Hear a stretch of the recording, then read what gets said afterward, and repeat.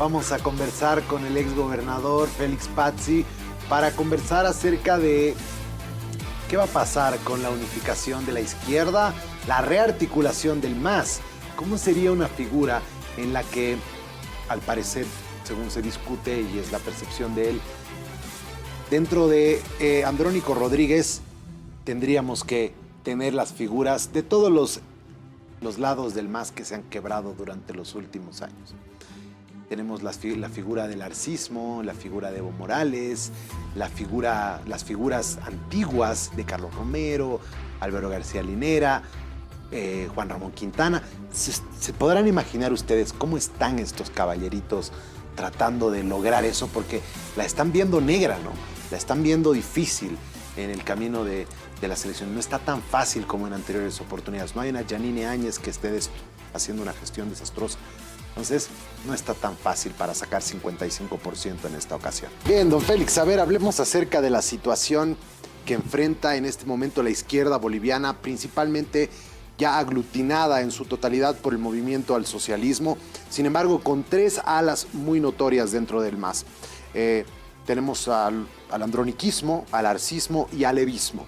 Estas tres corrientes dentro del movimiento al socialismo que los evistas que han sido entrevistados por RTP durante esta jornada, justamente haciendo énfasis en las palabras que usted manifestaba el día de ayer, dicen que hay divisiones irreconciliables. ¿Usted considera que es así? Hay que distinguir en algunos niveles. A ver, yo lo voy a reflexionar en este sentido, que estos días, después de haber lanzado la convocatoria, se han acercado una infinidad de organizaciones, pero ahí he podido notar tres niveles. Uno es la parte más elitaria, es decir, de los ejecutivos nacionales. Estoy hablando con, por ejemplo, las CISUD-CD de los ambos sectores, pero igualmente los interculturales u otras organizaciones. Ellos muy férreamente están apoyando a cualquiera de los alas. Es decir, por ejemplo, los arcistas, está muy difícil de conversar con los dirigentes ya de máximo nivel, pero hay segundas instancias, por ejemplo, como vicepresidentes o secretarios de Relaciones, ya se abren al debate. Aún peor todavía, cuando ya hablas con los departamentales, que eso sí ya son la base votante, ya totalmente ya firman convenio para apoyar a Andrónico, ir con el Partido Moviente del Sistema, incluso otros ya ponen los dos como Andrónico Félix Pazzi, como vicepresidente. Entonces hay una multitud. Hoy día, por ejemplo, vino una federación de Norte Potosí a reunirse conmigo, ¿no? Y ya igual hacer el convenio y apoyar a Andrónico como presidente, y así sucesivamente. Entonces, en el nivel máximo es irreconciliable, pero en el votante de intermedio hasta departamentales, yo creo que es más aperturar la población. Y además ellos mismos señalan, ¿no?, la historia de, en primer lugar, valoran bastante a Evo Morales, no cabe duda, pero también todos casi generalmente ya dicen que es el tiempo de renovar a los líderes. Que lo ven a Andrónico, la verdad, de manera muy positiva esa situación. Cosa contraria lo ocurre con Luis Arce. Todos, hasta el momento que me reunieron con unos 40 organizaciones, ¿no?, entre estos 2 días, toditos no se sienten representados en nada con Luis Arce Catacora. Lo peor, ellos, muchos incluso ponen adjetivaciones bastante irrepetibles. Por lo tanto, en ese lado no hay problema. Pero igual, yo diría, el lado elitaria no quieren desprenderse, pero los departamentales, incluso en la directiva nacional, otros ya han tomado la decisión en que van a elegir su candidato, pero a ellos mismos les interesa este planteamiento de unidad a la cabeza del movimiento del sistema, y llevar a Andrónico como presidente. Entonces, eso es lo que está ocurriendo a nivel ya de organizaciones sociales. Por lo tanto, cuando dice, por ejemplo, los senadores, estoy escuchando salir de frente, ¿no? Que Andrónico prácticamente no va a dividir, es orgánico, ciertamente es orgánico, pero la organicidad indiferente, ya no solamente de la región Chapare, sino también lo orgánico en diferentes departamentos está apoyando con una resolución a Andrónico Rodríguez, porque eso es la realidad en que en este momento se está viviendo. Si no fuera Andrónico, ¿cuál sería la otra opción? Porque imagino que ya ha escuchado lo que él ha manifestado, ¿no? Él ha dicho que no va a participar, que no va a ser candidato. Ahora quizás en el tiempo haya un cambio de opinión. ¿Cómo se podría convencer a Andrónico Rodríguez? A ver, hay que trabajar dos hipótesis. Yo tengo, como partido, además lo tenemos, una hipótesis fuerte, que el Andrónico, una vez que se forme un conjunto de convenios, alianzas, con gran cantidad de apoyo por parte de las organizaciones sociales y otros partidos, pero de manera orgánica, en realidad Andrónico tendría que respetar esa organicidad. Y el Andrónico no va a tener más salida que aceptar y liderar este proyecto, porque ya sería una decisión orgánica de todas las organizaciones de Bolivia, no solamente campesinas, sino estamos ya incluso los mineros, los maestros, los, digamos, que se llaman los fabriles. En realidad hay una cantidad de organizaciones que están en este camino, más bien nosotros la que no estamos pudiendo responder a nivel nacional, pero estamos ya moviendo las direcciones departamentales que tenemos como partido para que puedan generar todo ya este trabajo de convenio en apoyo a la gobernación. Entonces, a Andrónico presidente. En ese sentido, Andrónico tendría que liderar este proyecto. Ahora, si en caso que no hiciera, ya esa es la hipótesis menor, ¿no? También esa probabilidad.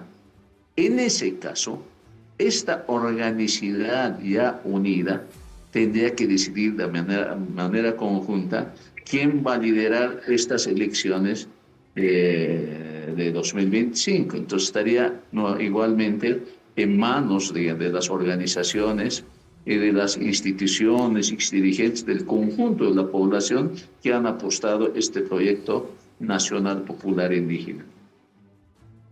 Don Félix, ¿cómo sería la fórmula presidencial? Usted dice que Andrónico tendría que estar a la cabeza. ¿Quién sería la figura de la vicepresidencia? Por supuesto, usted al ser el líder no podría quedar relegado, tendría que tener un papel protagónico. Sin embargo, yo escuchaba a Jorge Richter el otro día decir que la fórmula correcta no tendrían que ser dos personas que vengan de la línea popular indígena, porque un poco esa retórica y lo popular indígena no está pasando por un buen momento en este momento en el país. Hay un desgaste y él sugería que tenía que ser una figura de acompañante urbano. ¿Qué opina usted sobre eso? Es muy probable, pero yo en este momento, aunque todavía no se ha debatido, hay organizaciones que proponen y ya traen nombres, es cierto, ¿no? Además es bastante diverso, diferentes regiones en cuanto al acompañante, es decir, al vicepresidente, ¿no? Pero cuando ya estemos avanzando, yo calculo más o menos hasta 15 de marzo, ¿no? Eso es además nuestra meta. En esa ocasión ya discutirán, debatirán quién es el mejor que puede representar, ¿no? A esta dupla. Además hay que pensar no solamente en la ruralidad, también hay gente, intelectuales, progresistas que apoyan y que escriben sobre este proyecto nacional popular. Por lo tanto, pero esta organicidad es la que va a decidir quién va a ser el candidato a la vicepresidencia. Lo único que estoy muy seguro que nosotros como partido estamos jugando este rol articulador, ¿no? Frente a esta dispersión, frente a esta división que está ocurriendo dentro del movimiento al socialismo, porque si nos Si no haríamos eso, si alguien no tomara esa iniciativa, prácticamente cada uno pondría su candidato, la línea alcista o su candidato, en línea evista su candidato, movimiento del sistema su candidato. Evidentemente yo soy elegido como candidato a presidente por el movimiento del sistema, pero lograremos seguramente algunos en caso de 8%, algunos 12, 22, y hemos fragmentado. Ahí estaríamos dando, ¿no?, alta probabilidad que la oposición tradicional ya retorne con las mismas propuestas neoliberales y con las propuestas prácticamente de exclusión a estos sectores populares. O sea, entonces, don Félix, esto es el peligro. ¿usted estaría dispuesto a tener el desprendimiento de no participar en la fórmula? ¿Estaría dispuesto a qué?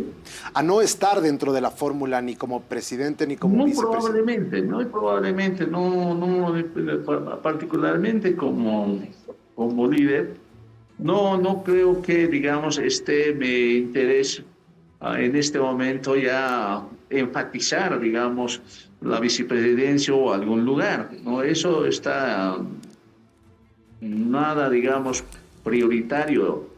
Estamos jugando, y estoy jugando, ¿no?, prácticamente el rol articulador.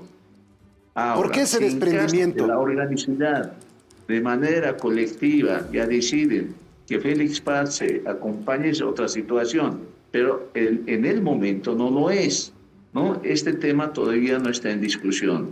Pero yo, como digo, ¿no?, si no soy en ningún lugar en la estructura del poder a nivel nacional, no hay problema.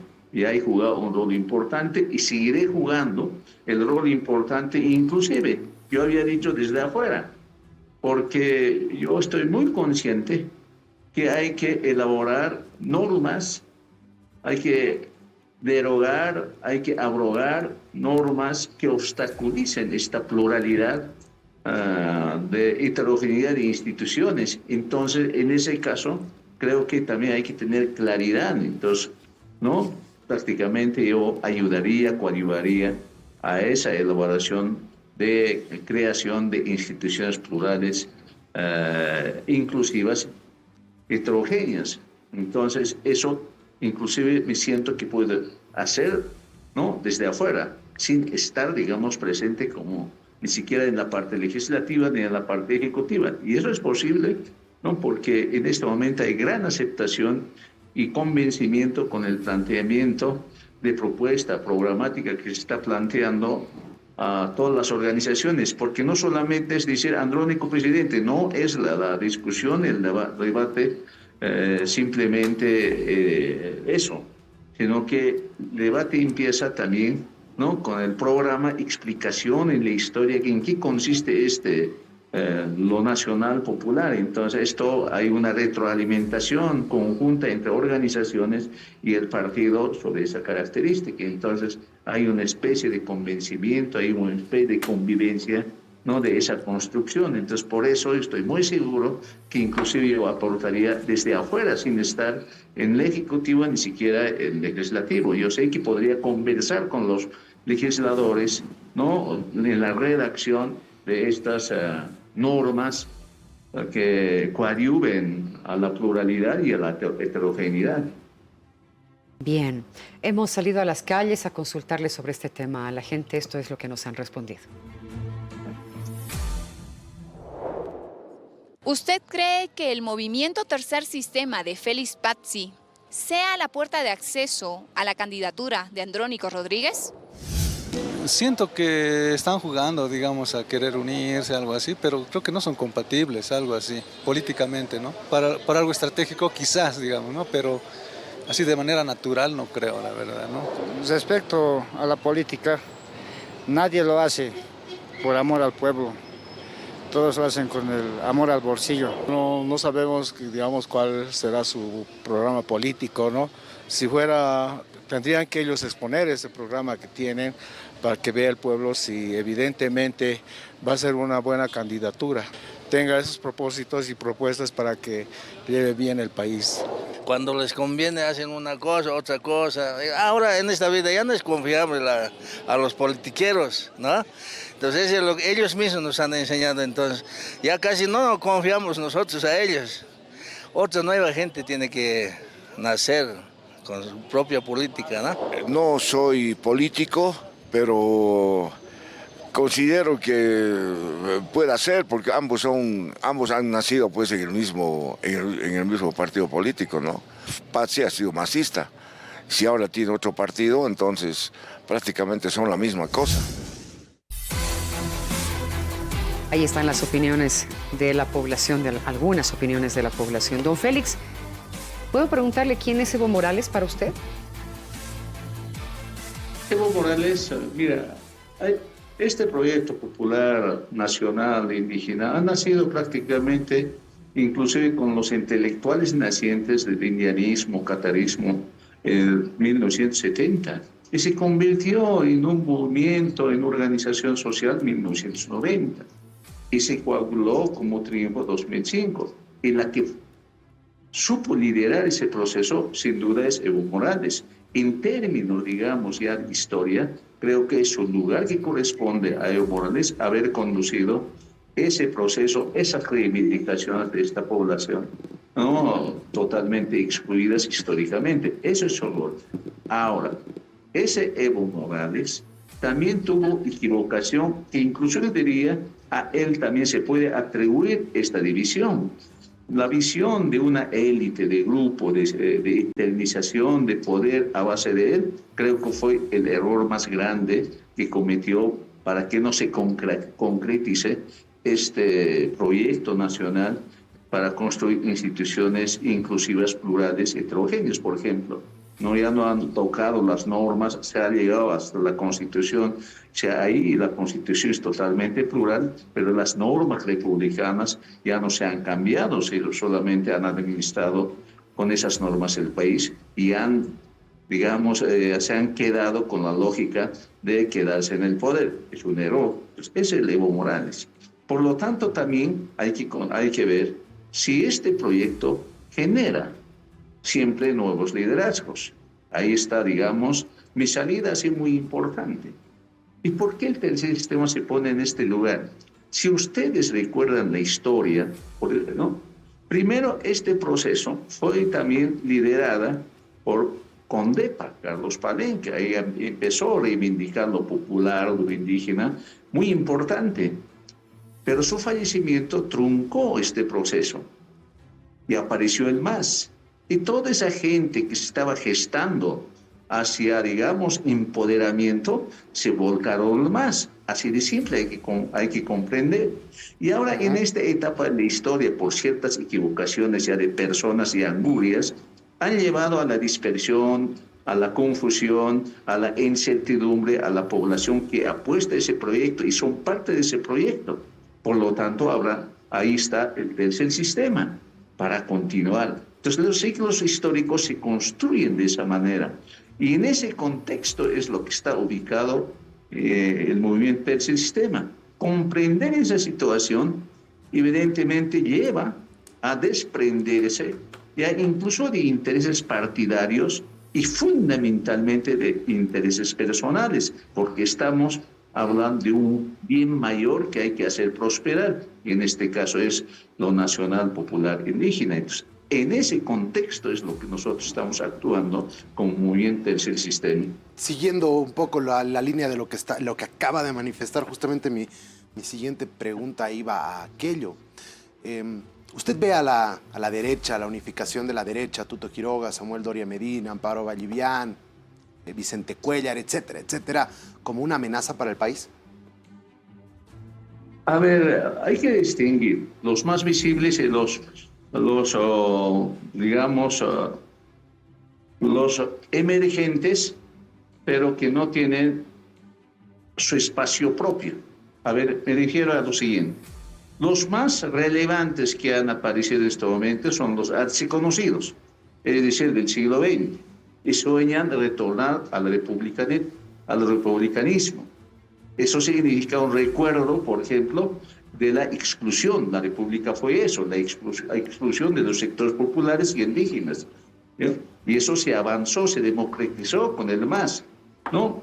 Poniendo a los indígenas, a los dirigentes de diferentes sectores en los diferentes espacios del poder. Y eso es un avance. Y ahora, cuando hablan de la República, están hablando toditos en general, es contra el sindicato, contra las asociaciones, contra todo tipo de organizaciones, incluso más colectivas, más corporativas, que es parte de la sociedad, pero ellos no tienen ningún proyecto, ningún apoyo, ninguna política pública, ni propuesta para ese sector de la población. En ese sentido es peligro el retorno de ellos. Y segundo, toditos en conjunto están hablando, ¿no?, sobre la privatización de los recursos naturales de las empresas estatales. Ahí, por ejemplo, voy a decir, ¿no?, evidentemente eso, ¿a quién lo van a dar? ¿A quién lo van a adjudicar? A sus amigos o a un círculo aristocrático, ¿no? Prácticamente eso fue la práctica en 1985. Samuel se enriqueció con la privatización, todos lo sabemos. Y además, ¿no?, ¿qué le recuerda el retorno de estos? Tuto fue asesino, mató a varias personas en los bloqueos campesinos. Samuel, privatizador. Y Manfred fue partícipe, fue cogobierno con Sánchez de Lozada. El Alto no creo que olvide, ¿no?, ese asesinato de 63 o 73 más personas. Esto es, están retornando todo este esquema de poder. ¿Usted cree que eso no es retroceder y no causa en la gente un resentimiento? Y es peligroso. Es pues peligroso. No creo que podamos vivir nuevamente esa situación. Por eso la necesidad de unirse frente a esta dispersión. Porque si mantenemos la dispersión, con seguridad tienen altas probabilidades de ganar. Don Félix, ¿qué ofrece el movimiento Tercer Sistema al país?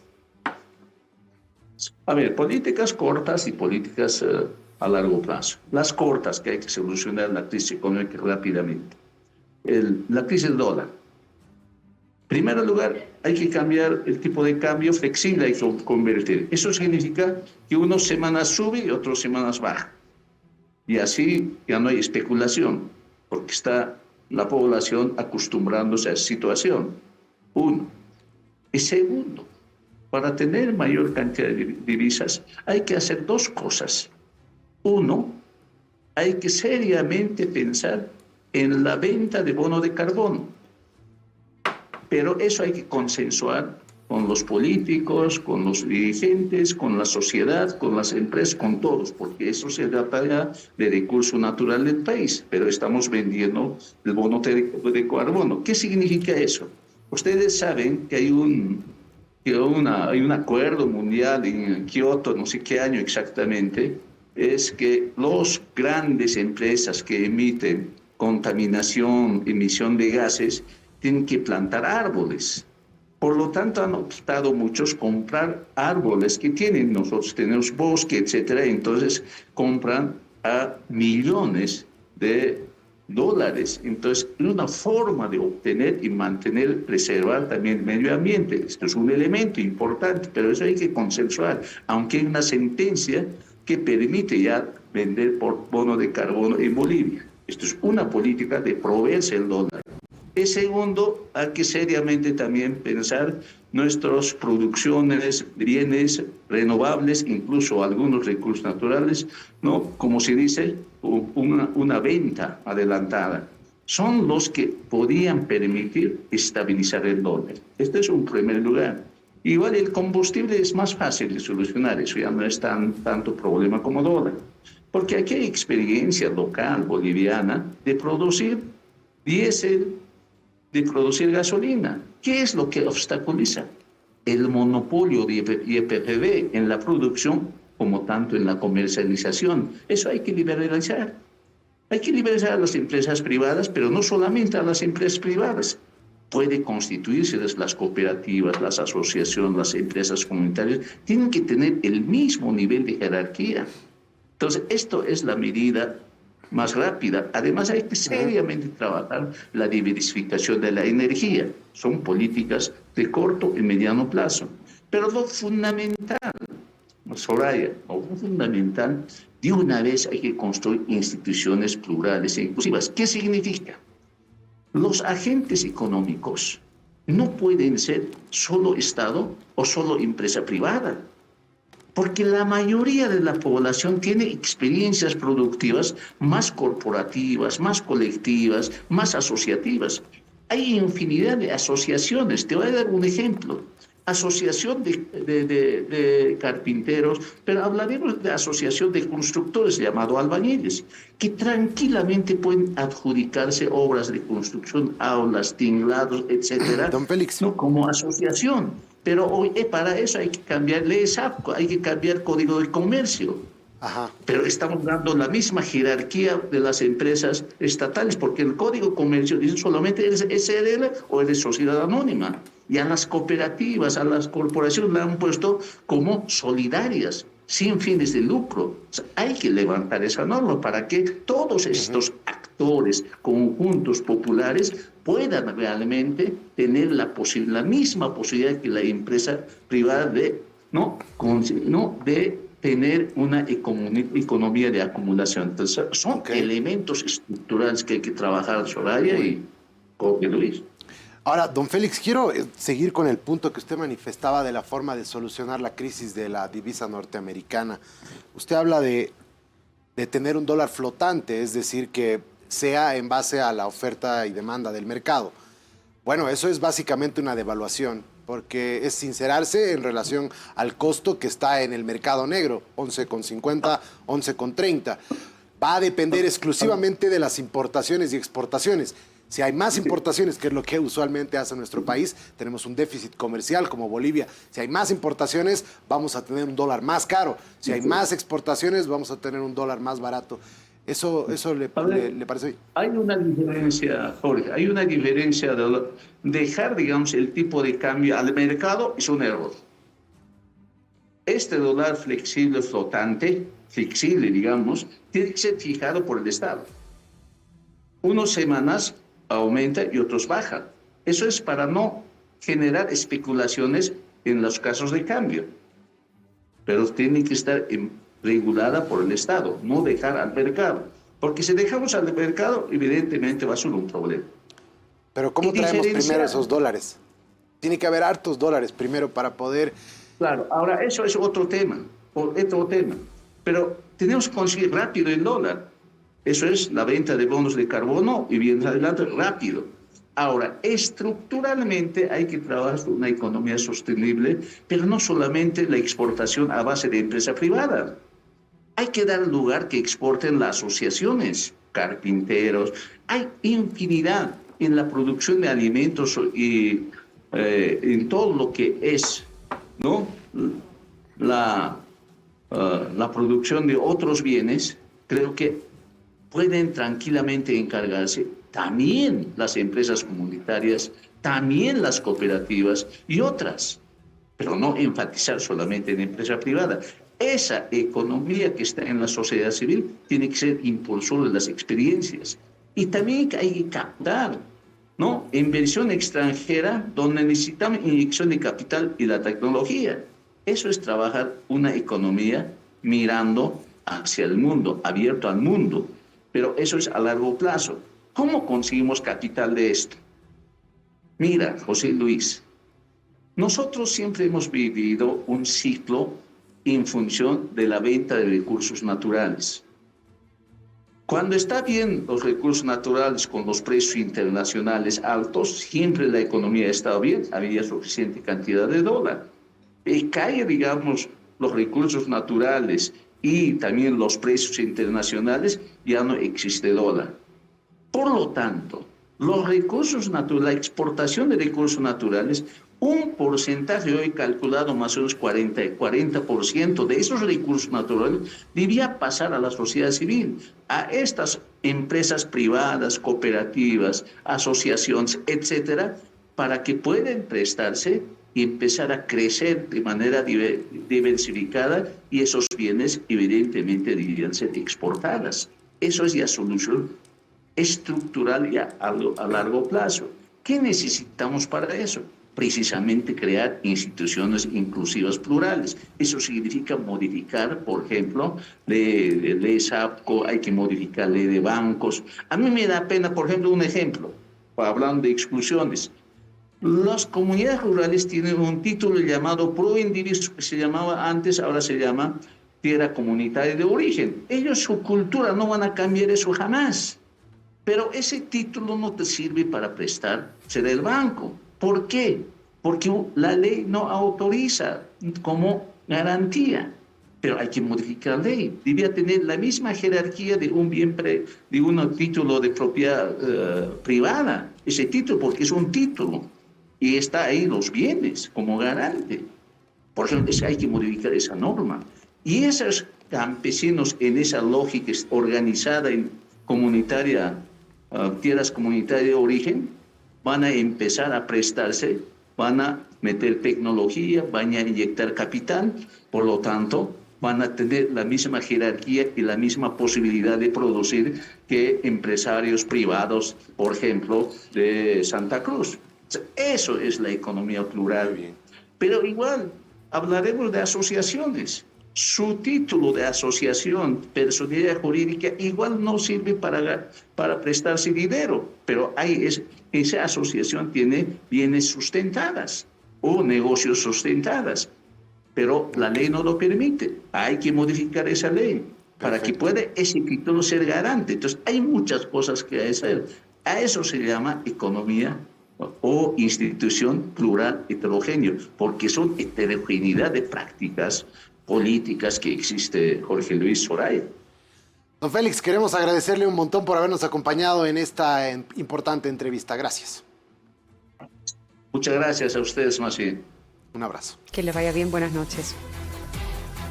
Muy bien, ahí está, le vamos a dar a la gente que piense. Sí, bastante interesante, muchas cosas. Sí, la verdad que sí, interesante.